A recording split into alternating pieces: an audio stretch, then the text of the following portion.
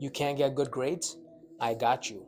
In this video, I'm going to go into my study method that I used to graduate with a 3.85 GPA. In fact, my science GPA was more than 3.9.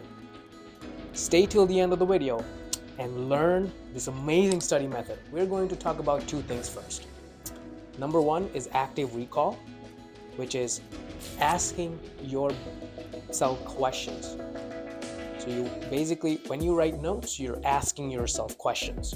Second thing we're going to talk about is spaced repetition, which is increasing the frequency of active recall or increasing the frequency of asking questions. This is the technique that I used consistently recall information than most people out there, okay? I'm going to show you how to set your schedule up and actually how to write your notes so that you can apply this active recall and spaced repetition. So how does this work? Let's say you have lectures on Monday. When you have lectures on Monday, the next review session should be the next day. You know why? Because psychology research supports that after learning, you lose 50% of the information in about one day.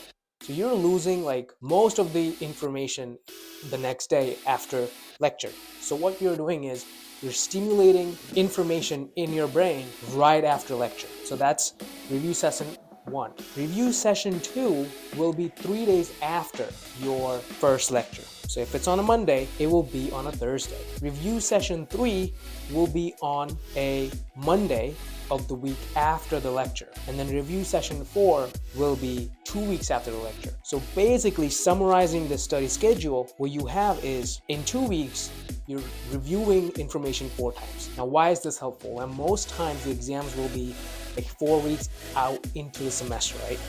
And so by the time that exam comes, you are fully prepared for the exam instead of cramming everything the night before. This is a very powerful technique, and so many YouTubers have talked about this. I urge you to look into Ali Abdaal's work, and one of the important videos, if you just look it up on YouTube, he talks about exactly the same. But in this video, I'm going to show you how I set up my notes too. You also have to take into account that you won't probably have one lecture on a Monday. You might have 2. So on the next day, you'll have 2 review sessions of the note. And then throughout the week, it all adds up. This is really time consuming, but not only time consuming, but really effortful for your brain. From my experience, it is one of the most brain taxing activity that you could do. It's effort, but it does pay off at the end. So how do I apply this right now, currently in my life? So I'm taking microbiology and anatomy and physiology too. I basically take my notes and convert them into questions, and then I use a toggle feature, and this app is called Notion.